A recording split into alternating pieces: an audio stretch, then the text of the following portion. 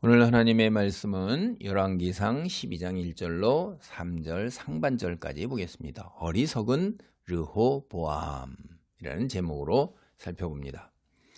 다윗이 어렵게 이루어놓은 통일 이스라엘, 아들 솔로몬의 죄로 인해서 이제 둘로 분열되는 이야기가 열왕기상 12장 1절로 24절에 등장하고 있습니다. 이스라엘의 초대 왕이었던 사울 시대, 별다른 분열 조짐이 나타나지 않았어요. 근데 그가 죽고 나자마자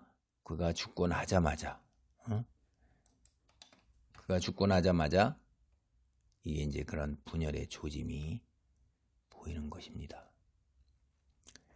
다윗을 왕으로 세운 유다 지파, 그리고 사울의 아들 이스보셋을 왕으로 세운 나머지 11지파들이 전쟁을 하면서 이스라엘은 7년 반 동안 분열과 내란 상태에 빠져 있었습니다. 그러다가 이제 사울 쪽의 군 총사령관이었던 아브넬, 그가 주선해서 이스라엘이 다윗을 왕으로 모시게 되었어요. 그래서 어렵게 통일을 이루었죠. 사실 이렇게 통일된 이스라엘은 모든 지파가 화목하고 단합한 것은 아닙니다. 이게 형편상 마지 못해서 이제 북쪽 지파 11지파들이 다윗을 왕으로 추대하면서 연합한 것뿐이에요. 그래서 다윗 시대뿐 아니라 아들 솔로몬 시대에도 사실 성경을 꼼꼼하게 보면 유다 지파하고 나머지 지파 사이에 갈등이 있다는 걸 우리가 암시받을 수 있어요. 그리고 또 그런 거를 볼 수도 있습니다. 그렇다 보니까 이제 이스라엘 역사에서 사울 시대를 제외하고는 통일 이스라엘이다, 그렇게 보기 어렵습니다. 아니, 그렇게 볼 수가 없어요. 그래서 이 통일 이스라엘이라는 것은 이게 주류다, 본질이다 라기보다는 그냥 하나의 뭐라고 그럴까, 부수적인 장식품 이렇게까지 얘기할 수 있는 거예요. 이제 다시 기억을 한번 되돌이켜 보십시오. 다윗과 솔로몬 시대의 통일 이스라엘, 현실적으로 상당히 불편한 연합이에요. 이게 아브넬의 주선으로 나라가 통일이 되기는 했지만 얼마 지나지 않아서 다윗의 아들 압살롬이 반역을 일으켰어요. 그래서 이 일을 이제 빌미로 해가지고 이스라엘이 또다시 분열이 된 거죠. 다윗의 군 총사령관이었던 요압, 다윗에게 맹목적 충성을 바쳤죠. 상당히 폭력적인 사람입니다. 굉장히. 그 폭력적 제재로 인해 갖고 다시 통일되기는 했어요. 휘몰아 쳐가지고. 그런데 이제 또다시 솔로몬의 죄로 인해서 분열될 위기에 처하게 된 것입니다. 우리가 성경 쭉 읽어본 사람들은 다 알지요. 이번에 이제 이스라엘이 이렇게 나누어진 이후로 다시는 통일을 이루지 못합니다. 성경상에서요. 이러한 정황을 고려해 보면 비록 다윗이 솔로몬 시대에 이스라엘의 통일을 유지하기는 했지만 통일이라는 것이 그게 그렇게 쉬운 게 아니고 기회만 주어지면 언제든지 또다시 둘로 분열될 수 있는 잠재력을 지니고 있었다 하는 거예요. 이런 점에서 이제 다윗과 솔로몬 시대의 통일 왕국을 이루었던 것, 그게 무력으로만 된 것이 아니단 말이에요. 여러분, 역사의 배경 뒤에 실제로 세상을 통치하시는 분이 누구십니까? 하나님이셔요. 그래서 하나님께서 다윗과 솔로몬 주변에 잠재해 있는 정치적 문제들을 잠재워 주신 것입니다. 그래서 가능한 것이에요. 근데 이제 솔로몬의 죄로 인해서 하나님께서 직접 나서서 잠재해 있는 문제들을 깨우는 거예요. 활성화시키는 거예요. 돌이킬 수 없는 이스라엘의 분열을 살펴보는 단락, 이게 12장 1절로 24절인데 오늘은 12장 1절로 3절 상반절을 보겠습니다. 분열 왕국의 조짐을 보이면서 등장하는 사람이 바로 여로보암이에요. 앞에서 우리가 나왔던 사람이죠. 본문을 봅니다. 르호보암이 세겜으로 갔으니 이는 온 이스라엘이 그를 왕으로 삼고자 하여 세겜에 이르렀음이더라. 느밧의 아들 여로보암이 전에 솔로몬 왕의 얼굴을 피하여 애굽으로 도망하여 있었더니 이제 그 소문을 듣고 여전히 애굽에 있는 중에 무리가 사람을 보내 그를 불렀더라. 화려했던 솔로몬의 시대가 막을 내리고 이제 그의 아들 르호보암이 왕으로 등극하는 때가 왔습니다. 그는 온 이스라엘이 모여있는 세겜으로 갔습니다. 세겜은 이스라엘의 전통과 역사에 있어서 매우 중요한 곳이에요. 여러분이 성경을 읽으면서 중요한 지명 같은 것도 우리가 이렇게 인상을 강하게 가지고 있고 암기하면 더 좋죠. 창세기 12장 6절로 7절을 보면 이렇게 돼 있어요. 아브람이 그 땅을 지나 세겜 땅 모래 상수리 나무에 이르니 그때 가나안 사람이 그 땅에 거주하였더라. 여호와께서 아브람에게 나타나 이르시되 내가 이 땅을 네 자손에게 주리라 하신지라. 자기에게 나타나신 여호와께 그가 그곳에서 제단을 쌓고. 우리가 창세기를 보면요, 하나님께서 아브람에게 나타나셔요. 그래서 그가 살던 곳 하란을 떠나 가나안으로 이주하라고 말씀을 하셔요. 근데 아브람이 하나님 말씀에 순종해서 가나안 땅으로 이주해서 처음 이룬 가나안 땅, 그게 세겜이에요. 세겜. 그러니까 그곳에서 하나님께서 아브람에게 직접 나타나셨어요. 참 성경을 보면 참 우리가 하나님이 이 땅에 직접 오신 일이 여러 차례 있음을 알 수가 있어요. 가나안 땅을 네 자손에게 주겠다고 약속합니다. 그래서 아브라함은 세겜에서 제단을 쌓고 제사를 드리고 예배를 드린 거예요. 그런데 이 세겜 땅이 출애굽을 보면, 우리가 출애굽 이야기를 보면 여호수아의 지도 아래 가나안 정복을 어느 정도 마친 후에 여호수아가 세겜에서 하나님과 이스라엘의 언약을 재차 확인한 거예요. 그러니까 원래 하나님과 이스라엘의 언약은 모세의 중재로 인해서 시내산에서 이루어졌잖아요. 그거를 다시 한번 여호수아가 두 번째로 확인하는 것입니다. 그게 여호수아서 24장 1절로 27절에 나와 있어요. 그리고 또 이제 애굽 땅에 내려가서 애굽의 총리가 되었던 요셉이 죽기 전에 하나님께서 반드시 우리를 가나안 땅으로 인도하여 내실 테니 그때 내 유고를 가지고 가라, 이렇게 얘기했단 말이에요. 그 요셉의 뼈를 가지고 와서 세겜에다 묻어요. 그래서 창세기에서 시작되었던, 그래갖고 애굽 땅으로 내려갔던 그 이야기가 이제 다시 출애굽을 해서 이제 완전히 막을 내리게 되는 것입니다. 그게 여호수아서 24장 32절에 있어요. 그러니까 세겜이라는 것은 이스라엘 사람에게 이게 매우 중요한 장사란 말이에요.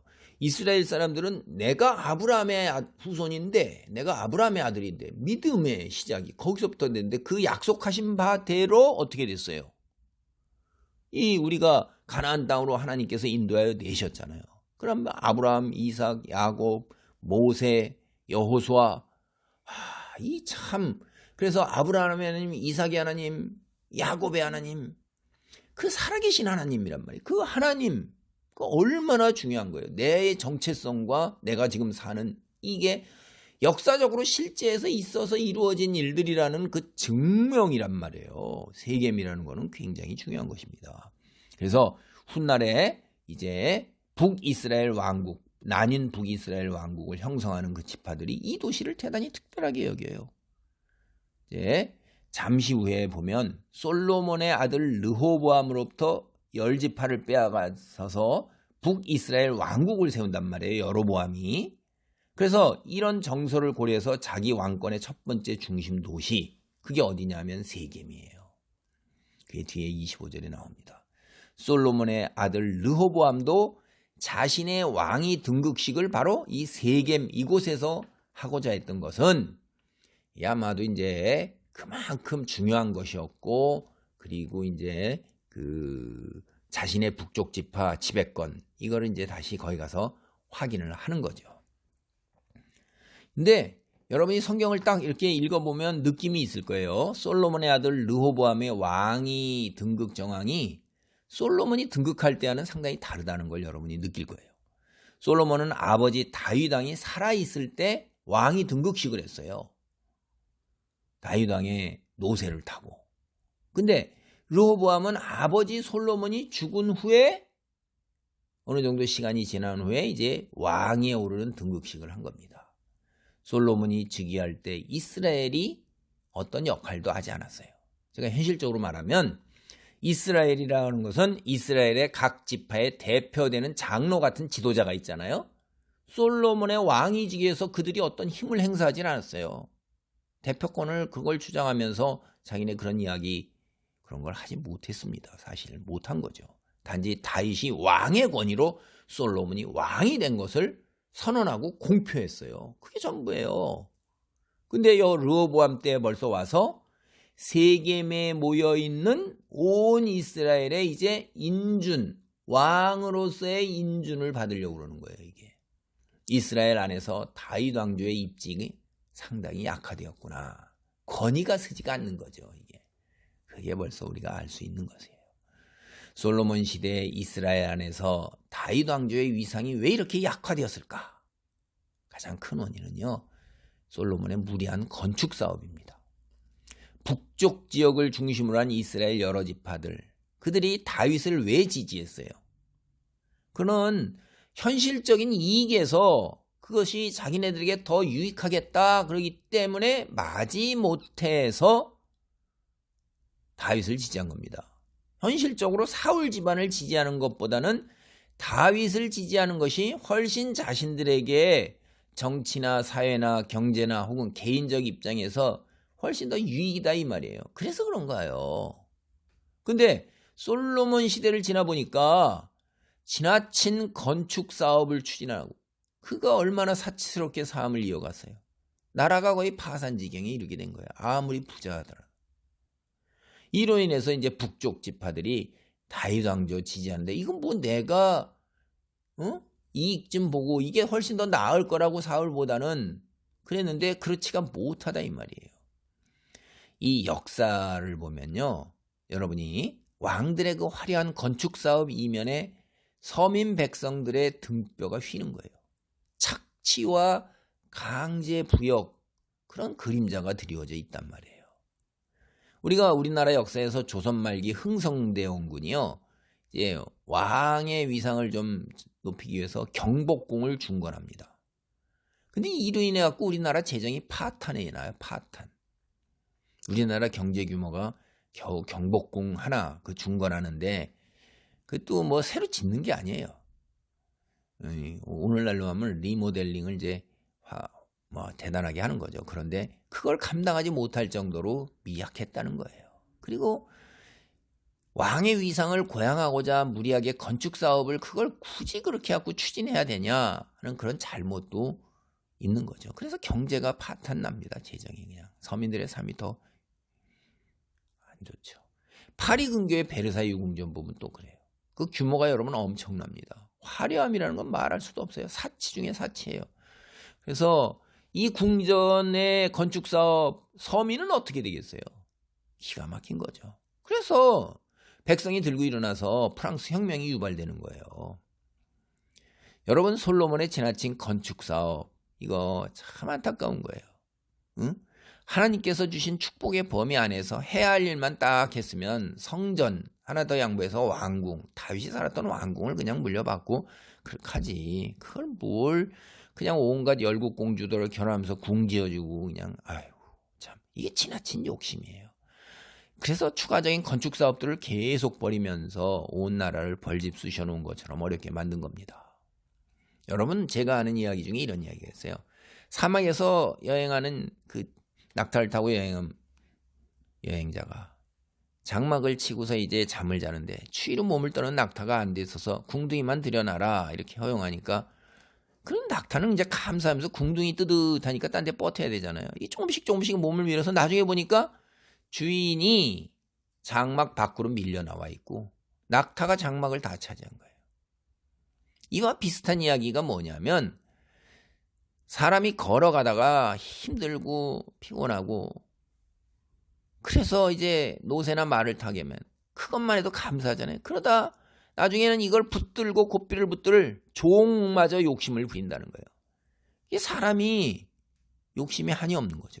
사람이 분수를 알고 개구리가 올챙이적 생각을 해야 되는 거예요. 그래서 겸손하게 주신 축복 안에 분복 안에 머물러야 하는 거예요. 근데 이거 자꾸 탐욕을 부리는데 이 탐욕은 끝이 없어요. 이게 다고 하면서 끝이 없다 이 말이에요. 그게 성경이 하잖아요. 그러니까 우리는 왜 이런 이야기를 해요? 우리는 그러하지 아니하도록 나를 살피고 항상 또 살펴야 된다는 얘기죠. 그래서 오죽하면 세상 사람들도 반성하지 않은 삶은 살 가치가 없다 뭐 이런 얘기를 하고 하루에 3번씩 자기 자신을 되돌아본다 이런 얘기도 하잖아요. 세상 사람들도 그러는데 현자들은, 그리스도인들은요 늘 자기 자신을 이런 이야기를 듣고 살펴보면서 탐욕을 부리지 않도록 경계를 하고 자기 자신을 말씀을 기준으로 해서 내가 말씀에 어긋나지 않았나 이걸 알아야 돼요. 예수님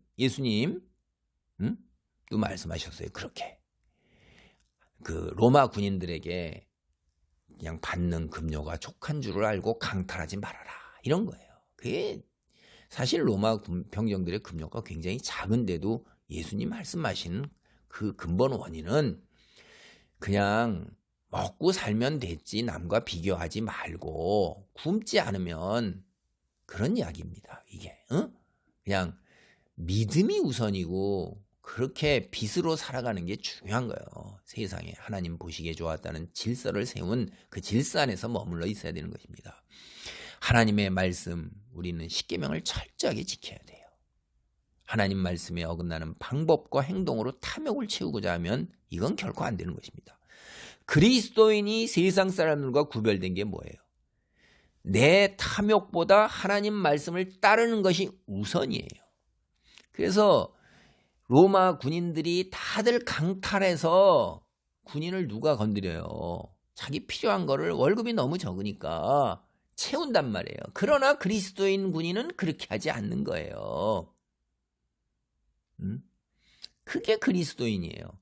세상 사람처럼 수단 방법을 가리지 아니하고 때로는 거짓말도 서슴지 하고 자기의 그 권세, 사회적 위치, 학식, 지식 뭐 모든 것 다 사용해 가지고선 자기 것을 채우려고 하면 그러면 안 된다 이거예요. 오히려 자기가 통로가 되어서 자기로부터 흘러나가야 되는 거예요. 이게 그리스도인과 세상 사람의 차이인 것입니다. 그렇게 살지 못하면 그리스도인이 아니에요. 이제 르호보암이 이스라엘의 대표들이 모여있는 세겜으로 갈 때만 해도 그의 왕권이 거부될 확률은 거의 없어 보이는 거예요. 왜냐하면 이스라엘의 대표들이 불렀잖아요. 당연히 이제 왕으로 정통성을 인정받게 돼서 이렇게 되는 건데, 근데 그들 사이에 이제 이 이스라엘과 르호보암 사이에 앞으로 이야기가 어떻게 전개될 것인가, 이거 짐작케 하는 사건이 하나 있어요. 여러분이 이제 이런 거를 보면 이제 해안이 있는 거죠. 실로의 선지자 아히야에게 이스라엘의 10지파를 통치하게 될 것이라는 예언을 받은 사람이 누구예요? 그게 바로 여로보암이잖아요. 근데 그 이야기를 딱 솔로몬도 전에 들었단 말이에요. 그거 가만두겠어요? 쟤를 죽여 없애야지 라고 당연히 그러죠. 그러니까 그를 죽이려 하니까 솔로몬을 피해서 이집트로 내려갔어요. 여로보암이 도망간 겁니다. 이집트로. 참 이집트는 성경에서는 세상이에요. 세상을 상징하는 겁니다. 11장 29절로 32절 그리고 40절에 나와요. 그가 이제 솔로몬이 죽자마자 다시 이스라엘의 정치 무대의 모습을 드러내는데, 이게 그가 솔로몬이 죽어도 올라오질 않았단 말이에요. 아이고 바보예요. 올라오면 뭐 르호보암도 그렇고 다 그런데 있는데, 근데 이스라엘 대표들이 요청한 거예요. 여로보암을 불러들인 겁니다. 하나님 말씀을 그러니까 다 알고 있다는 얘기죠. 온 이스라엘 백성이. 그래서 여로보암이 이스라엘 대표들의 요청에 따라서 세겜에 와 있다. 이거는 이미 그가 이스라엘 지파들의 지지, 은연중에 지지를 받고 있고 사람들 마음도, 이스라엘 대표들의 마음도 그에게 한쪽으로는 한 발을 걸치고 있다는 걸 우리가 알 수 있어요. 그리고 그가 이미 명성이 있다는 걸, 온 이스라엘 사람들에게 이런 이야기는 다 알려져 있다는 걸 알 수가 있는 겁니다. 이게. 근데 여로보암이 이스라엘 백성과 르호보암이 서로 대치하도록, 이스라엘 백성과 솔로몬의 아들 르호보암이 대치하도록 그렇게 상황을 만든 게 아니에요. 이게 여로보암이. 그는 여기 보세요. 즉위식에 요청하니까 이거 봐라 하고선 이게 판단을 해보니까 갈만하구나 그래서 와서 있는 거예요. 그냥 가만히 있는 손님이고 방관자입니다. 근데 그가 잠시 후에 이제 반역을 주도하는 자로 이제 능동적으로 변해요. 근데 지금은 르호보암이 왕이 즉위식을 치르는 이 순간 그저 와서 가만히 바라보고 있는 거예요. 그냥 손님이죠. 방관자, 방청객 이런 거예요. 근데 여로보암이 솔로몬의 아들 르호보암의 즉위식에 참가하고 있다는 것은 이게 무슨 의미일까요, 여러분? 제가 앞서도 말씀드렸죠. 살짝. 이게 벌써 이스라엘 사람들의 마음이 르호보암 가만히 있는 여로보암을 불러 올렸다 이 말이에요. 르호보암 일단 해보는데 네가 마음에 안 들면 우리가 딱 손쉽게 양다리 걸치어서 싹 해야겠구나라는 걸 여러분 느낄 수 있잖아요. 그렇지 않으면 그거 왜 불러드립니까? 그 사람을. 그리고 또 두 번째는 여로보암 있잖아요. 이스라엘 백성 중에 있다는 건 솔로몬은 두려워했지만 아들 르호보암은 전혀 두려워하지 않는 거예요. 불러들인 열대표들이 불러들인 그 이스라엘 대표들이 여로보암을 죽이려고 불러들인 게 아니잖아요. 하나님 맞서서 그렇게 하려고 하는 게 아니라 자신의 생명을 위협하지 못하는구나라는 거를 판단한 겁니다. 이게. 세 번째는 르호보암의 이런 대담한 행동, 이제 선지자 아히야가 선포한 솔로몬 집안에 대한 심판 메시지의 성취가 이루어져 가기 시작하구나 이걸 암시하는 겁니다. 아히야를 통해서 여로보암에게 선포된 하나님의 말씀 온 이스라엘이 다 알고 있는 상황이에요. 이게. 그래서 그가 이스라엘에서 유명하게 되었어요. 그런데 이게 참 어리석은 거예요. 솔로몬의 아들 르호보암은 여로보암에게 신경을 쓰지 않는 거예요. 자기가 왕이 당연히 되는 걸로 생각하는 거죠. 그거는 예언된 하나님의 말씀에 대해서 전혀 개의치 않는 거예요. 제가 다시 말씀드리면 이거 하나님 말씀을 진짜 완전히 무시하거나 아니면 하나님 말씀에 대해서 지각이 없는 거예요. 지각이. 하나님이 그렇게 예언하셨으면 자기가 분수를 알고 겸손하게 다 이렇게 할 때 어떻게 되죠? 하나님께서 그거를 지체하실 거잖아요. 성경을 보면 계속 그렇습니다. 참 어리석은 거예요, 이게. 그래서 믿음의 관점에서 하나님 말씀을 무시하는 르호보암 굉장히 어리석은 겁니다. 창조주이시며 통치자 되신 하나님을 대적할 수 있는 인간 혹은 인간이 만들어내는 신들 어떤 것도 존재하지 않아요. 피조물 된 인간은 하나님 말씀에 절대적으로 순종해야 살 수 있습니다. 그래서 우리는 하나님 말씀에 민감해야 돼요. 왜 사람들은 오늘날 살면서 경제에도 민감하고 정치에도 민감해요. 자기의 삶의 풍요로움과 질을 갖다가 담보하는 것들이 바로 이 사회적 격변, 정치, 경제, 이런 사회적인 변동, 이런 자연재해 이런 거에는 굉장히 민감하면서 하나님이 우리에게 주신 말씀, 자기의 영적인 상태를 갖다가 진단하는 그런 거에는 민감하지 않는 경향이 있어요. 근데 그리스도인은 그래서는 안 되죠. 하나님 주신 말씀을 잘 알고 말씀을 기준으로 해서 모든 거를 그거를 기준으로 분별해야 되는 거예요. 세상을 이끌어 가시는 분이 역사의 주인이 하나님이시기 때문에. 예수님께서요. 감람산 위에 앉으셨을 때 제자들이 조용히 왔어요. 주의 임하심과 세상 끝에는 무슨 징조가 있사오리이까? 라고 질문했어요. 주님께서 벌써 마지막 때에 이러이러한 일이 있을 거라 얘기를 하니까 제자들이 자기들은 모른단 말이에요. 그러니까 조용히 이제 이 다른 사람들은 모르게 자기 위상도 좀 세워야 되잖아요. 묻는 거예요. 그랬더니 예수님께서 뭐라고 그러셔요? 24장 4절로 8절 마태복음 이렇게 얘기하셔요. 예수께서 대답하여 이르시되 너희가 사람의 미혹을 받지 않도록 주의하라. 많은 사람이 내 이름으로 와서 이르되 나는 그리스도라 하여 많은 사람을 미혹하리라.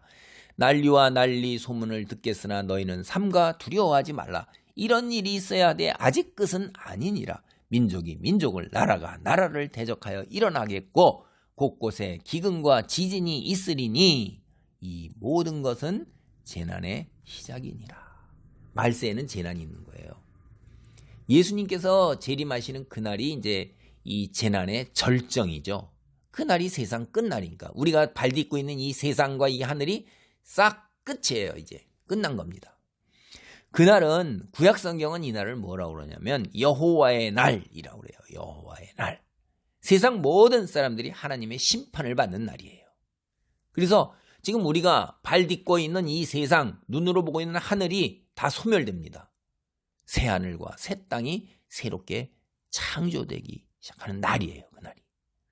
세상 사람들에게는 얼마나 끔찍하고 무섭고 두렵겠어요.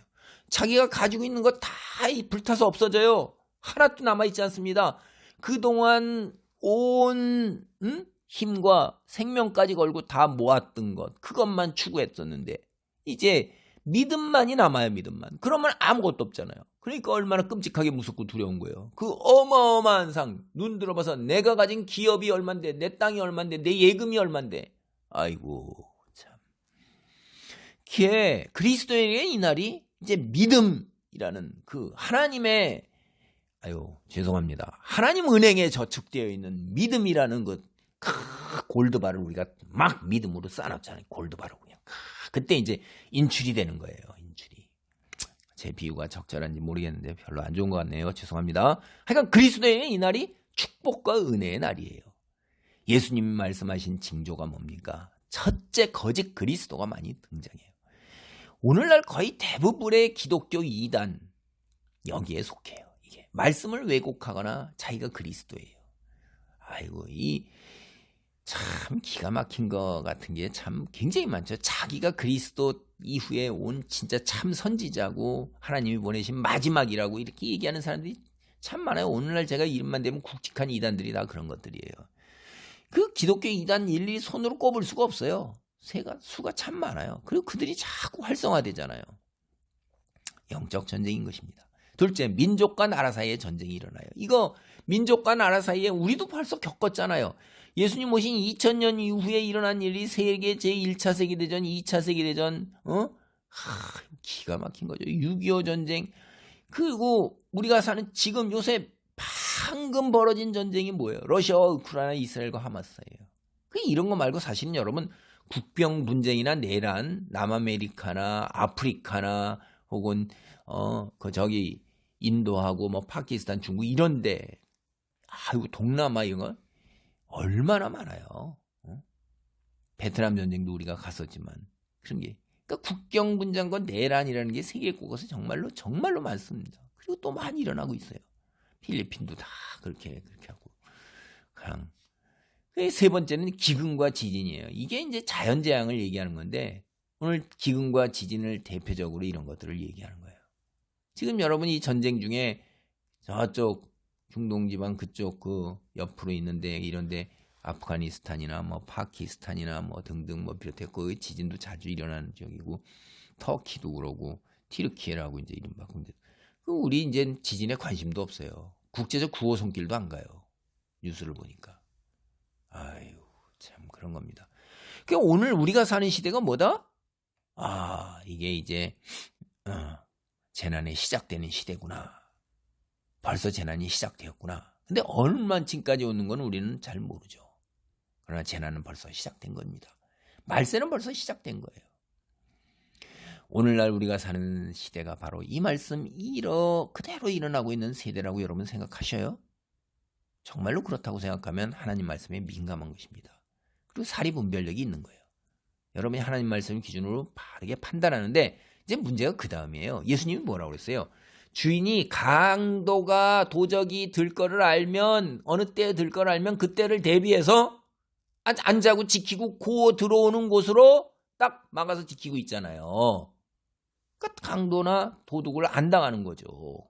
자 이제 재난의 징조를 예수님이 왜 얘기했어요? 대비하라고 얘기한 거 아니에요? 그럼 여러분 어떻게 대비하고 살고 있어요? 그리스도인으로서 어떻게 말세를 살아야 돼요? 재난이 시작된. 마태복음 24장 9절로 13절에 예수님이 그 답도 주셨어요. 그때 사람들이 너희를 환난에 넘겨주겠으며 너희를 죽이리니 너희가 내 이름 때문에 모든 민족에게 미움을 받으리라. 그때 많은 사람이 실족하게 되어 서로 잡아주고 서로 미워하겠으며 거짓 선지자가 많이 일어나 많은 사람을 미혹하겠으며 불법이 성함으로 많은 사람의 사랑이 식어지리라. 그러나 끝까지 견디는 자는 구원을 얻으리라. 아멘. 그리스도인이기 때문에 사람들로부터 세상으로부터 미움받고 불이익받는 거예요. 이로 인해서 많은 사람들이 믿음을 버리고 교회를 떠나고 세상에서 누리는 것들을 지키고자 합니다. 여기에다가 거짓 선지자들이 많이 일어나서 성경을 자신들 세상 사람들이 듣기 좋은 대로 왜곡해요. 복이다, 축복받아라, 은사받아라, 치유받아라, 형통한다. 그것만 들어오는 거예요. 세상의 거. 잠시 후에 있을 하나도 쓸모없는 사도 바울이 배설물처럼 여긴 것만 붙들고 그것만 구하는 거예요. 그냥. 그 세상 사람들하고 똑같은 거죠. 그 세상 사람들이 자신의 탐욕을 채우고자 이제 불법마저 서슴지 않고 저지르는데 여기에도 세상 풍조가 그러니까 현실이 그러니까 이렇게 갖고선 더불어 가는 거예요. 그냥. 그래서 이런 일들이 너무나도 성행하니까 사람들 사이에 사랑이 식어버려요. 모든 세상 사람들이 다 뭐 어떤 사람이면 자기 중심적이어야 돼요. 나밖에 없는 겁니다. 형제 부모도 없고 친척도 없고 친구도 없는 거예요. 그것이 아주 소수의 독한 사람들, 아주 본질적으로 악한 사람들만 그렇게 되다가 이제 거의 뭐 그냥 세상 그냥 일반적이에요. 모든 사람들이 거의 대부분 다 그래. 그러지 않은 사람들이 그리스도인을 제외하고는 찾기 힘들 정도로 그렇게 풍조가 돼버린 겁니다. 이기적으로 자기의 탐욕만을 채우고 옳고 그름도 다 사라지고 나한테 이익이냐 아니냐 내가 유익하면 무조건 그거는 괜찮은 거고 그게 선이에요. 소위. 그리고 나한테 손해되고 나한테 불편하고 이런 건 그건 나쁜 거예요. 악이에요. 싫은 거예요. 그러니까 선악에 성경에서 얘기하는 선악이나 도덕교과서에 나오는 선악이나 조상들이 얘기했던 선악이나 그건 말도 안 되는 얘기예요. 그건 소위 말해서 꼰대들이 나는 얘기예요. 그건 옛날 전설이나 신화에 나오는 얘기지 누가 그걸 따르고 있냐. 이렇게 되는 세상인 것입니다. 그리고 우리가 학교에서 배웠던 뭐 성별, 남성, 여성 그런 거 다 필요 없는 거예요. 그냥 혼성이 있는 거고 성별 구별을 왜 하냐. 모든 사람이 다 평등한 거고. 그러니까 자연의 질서와 법칙 다 무너져 내리는 것입니다. 제 하고 싶은 대로 육체적 본능을 따라가서 그 짐승이에요. 짐승. 썩어질 짐승 육체. 개, 돼지 죽으면 끝나고 묻히면 아무것도 없잖아요. 영혼도. 그렇게 되는 거예요. 지가 영혼적 존재인데도. 세상 풍조, 하나님 거부하고 자기 스스로 하나님이 되는 거예요. 모두 각자에게 자식 쾌락 추구하는데 다 몰두하는 거예요. 그냥 육체적 쾌락. 영적인 건 정신적인 건 다 소멸되는 겁니다. 그렇다 보니까 이제 그걸 근데 이 육체를 채우는 재화라는 거는 물질은 한정된 거거든요. 그러니까 치열한 경쟁 속에서 갈등과 이제 증오만이 넘치는 거예요. 죄가 없었으면, 죄가 가져갈 게 내 입으로 들어왔으면 이런 거죠. 사람들 사이에 사랑이 있을 리가 없죠. 이렇게 다 식어버린 겁니다. 서로가 살기 힘든 사회가 되는 거예요. 그리스도인은 이 모든 것을 견뎌내야 되는 거예요. 현실적으로 지금 당장 겪는 고통과 환난에 맞서 인내하며 견디는 게 이거 굉장히 힘든 겁니다. 여러분 지금 유럽 쪽에 특히 영국 쪽에도 그러고 우리나라도 그러고 옛날에 교회 나가고 그러면 사람들 괜찮게 하고 목사님도 괜찮게 생각했는데 지금 교회 나간다 그러면 뭐래요? 소위 이런 말 입에 담고 싶지도 않습니다. 안 좋게 생각해요. 따돌려요. 학교에도요. 직장에서도 그런 거예요. 다. 그러니까 우리가 이게 고통에 맞서서 인내하고 예수 그리스도를 믿는 신앙을 드러내는 거 쉽지 않은 일입니다. 그런데 그 길 외에 다른 방법이 없어요. 피조물 된 인간은요. 이 두 가지 외에 달리 선택할 여지가 없어요. 세상을 선택하면 지금 당장은 편하지만 하나님의 심판 때에 죽음뿐입니다. 그러나 하나님을 선택하면 현실에서 참고 견뎌내야 하는 것이 만만하지는 않아요. 이게. 그러나 다행한 것은 하나님께서 우리와 함께 하시면서 우리의 짐을 덜어주십니다. 마태복음 24장 22절을 보면 그날들을 감하지 아니하면 모든 육체가 구원을 얻지 못할 것이나 그러나 택하신 자들을 위하여 그 날들을 감하시리라고 하셨어요. 하나님께서는 우리가 환난을 감당할 수 있을 정도로 감하여 주시고 또한 우리를 도와주세요. 물론 그렇다고 해서 고통과 고난이 모두 사라진 건 아닙니다. 그렇지만 여기 아주 중요한 게 우리가 감당할 수 있다는 거예요. 그래서 그리스도인은 닥친 고난이 아무리 힘들고 어렵더라도 하나님의 손길이 함께 하신다는 것을 믿고 꿋꿋하게 참고 견디면서 한 걸음씩 앞으로 나아가야 하는 거예요. 지금 당장은 힘들고 어렵고 고통스럽지만 머지않아 영광이 우리를 기다리고 있음을 바라보면서 소망을 갖고 힘을 내야 하는 것입니다. 모든 그리스도인이 어려운 시간을 보내는 것도 아니고 사는 내내 어려운 시간을 보내는 건 아니에요. 그것은 전적으로 하나님의 주권에 달려 있습니다. 우리는 내게 주어진 현실에 대해서 항상 기뻐하고 끊임없이 기도하고 범사에 감사해야 합니다. 이게 하나님께서 우리에게 하시는 말씀이세요.